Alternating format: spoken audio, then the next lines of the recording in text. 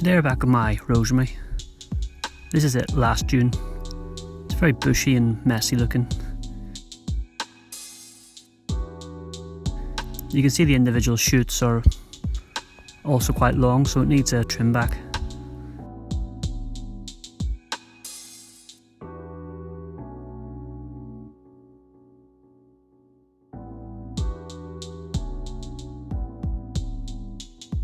I start with cleaning out or thinning the branches and removing older inner foliage. If you look here, you can see a branch and just a mess of green.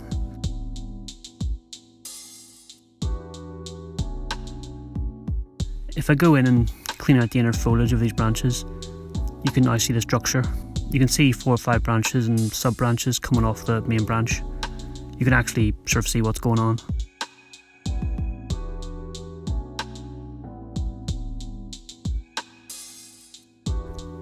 You have to do this over the whole tree, so it takes ages, but it really changes things for the better.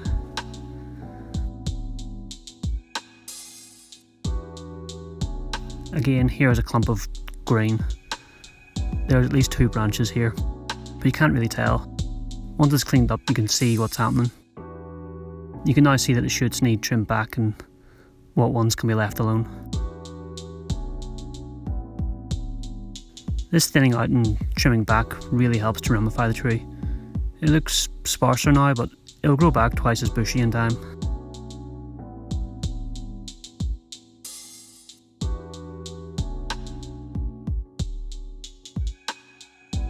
And by August, it had done exactly that.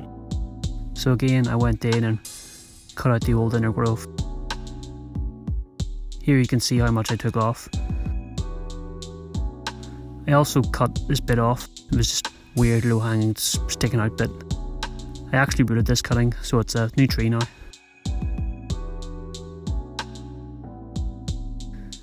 Here it is all thinned out, looking sparse. It was then left alone for the rest of the year.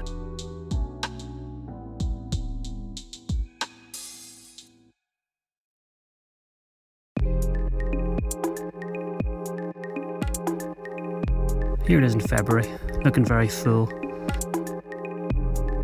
Spent the winter in the shed, so it's had a good rest. I am again just thinning it out and trimming it back, getting it ready for the season. I never talked about this tree in the last video, but basically it was a cutting I rooted from a pack of herbs. It was in a sealed bag in the supermarket, and I used some of it for cooking and stuck the rest in water. It rooted. I've been growing and trimming it ever since. It's crazy how much it's developed. I wired it once, which really helped with the main structure. There's plenty of flaws in it, but it looks decent enough. It's also probably one of my more developed trees.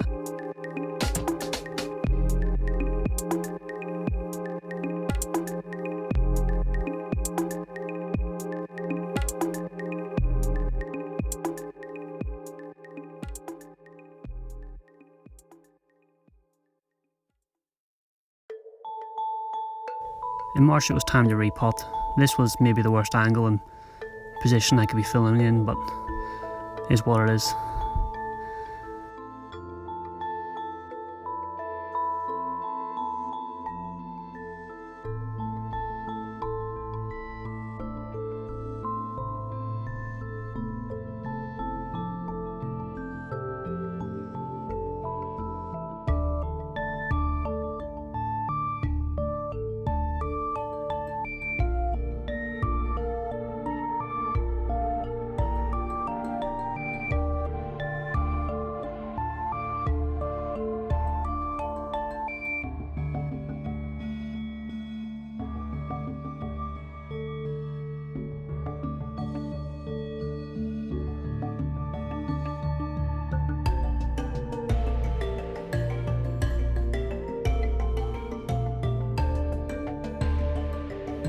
It had a good amount of roots, which I obviously pruned back hard. It has a good spread. The base is really starting to get nice and wide.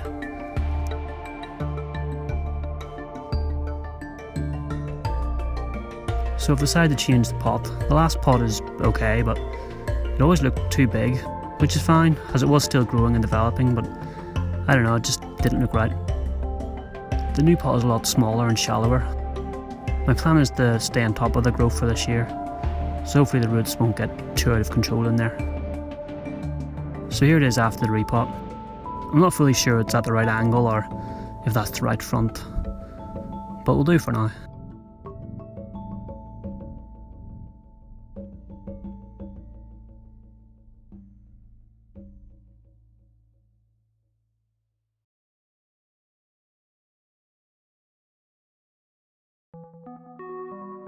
At the start of April it got bushy again, so I thinned it out. That's the 4th thinning since June. Here it is halfway done. By the time I finished it was dark and can't see anything. So here it is the next day.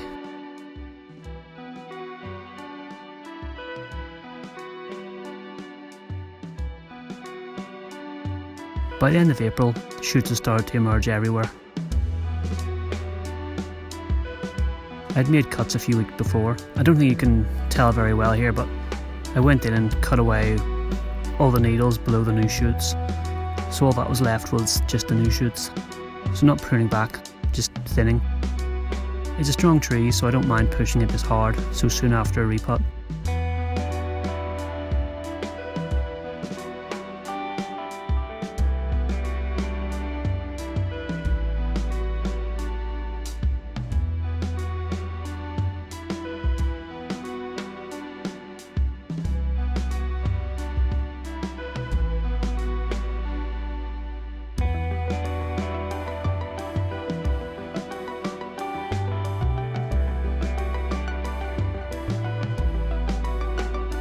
As you can see in May it was fine. It didn't bother it one bit.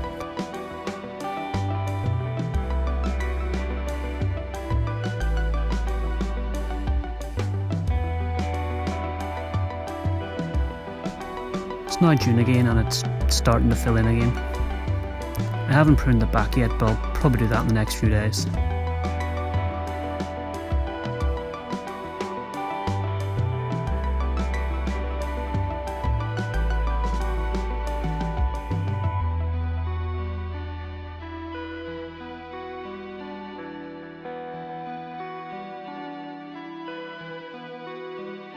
Thanks for watching. See you next time.